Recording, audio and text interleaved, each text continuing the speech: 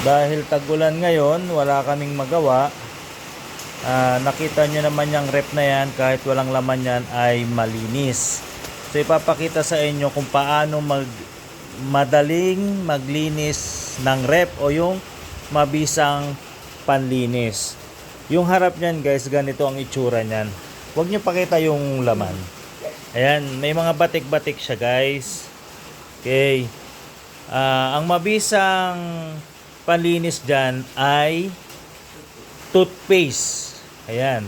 So ang gagawin nyo lang, lalagay nyo yung toothpaste sa, wait lang mother, sa sponge. Ayan, maglalagay kayo dyan and then kukuskusin nyo yan.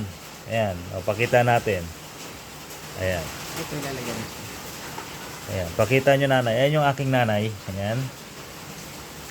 Ayan. So nilagay niya ng toothpaste yung mga batik-batik na yan and then ayan, gagamit lang kayo ng sponge. Ayan. At babalik na siya sa kanyang original na puti. Ayan.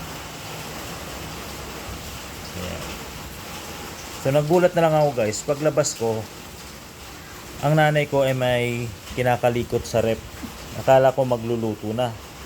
At nagulat ako na yung rep namin na batik-batik ay, wait lang mother, naging ganito na ang itsura. Ito ay napakatagal na ref to guys. Ayan.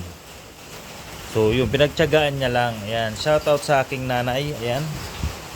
Na parang tatay ko na kapag walang ginagawa ay naboboring.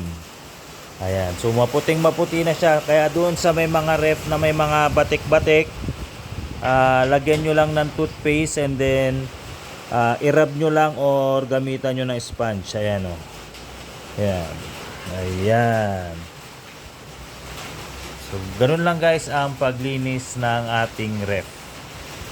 Ayan. Saan mo yan nalaman nanay? Nabasa ko Nabasa niya lang sa Facebook. So, nabasa niya lang sa Facebook. Okay? Ko lang. So, anong klaseng toothpaste ang ginamit nyo, mother? Patingin nga ng toothpaste nyo. Colgate at saka Ayan. So, kung ano yung available, yan. Aqua Fresh at saka yung Colgate. Ayan, o. Patingin nga, nanay. Ayan. So, siguro kahit anong toothpaste naman pwede. yung mga wala na laman. Ayan. Yung mga walang laman, pilitin yung ubusin and then gamitin nyo dito sa rep. Ayan. Stainless niya, kumikintab. Oh, yung stainless. Oh, 'di ba kasi nga po ang mga Colgate guys ay ginagamit din panglinis ng mga bakal. Ayan, at para siyang metal polish. Ayan. So thank you for watching guys. Sana meron kayong nakuhang technique kung paano maglinis ng ating ref. Bye-bye. Thank you sa aking nanay.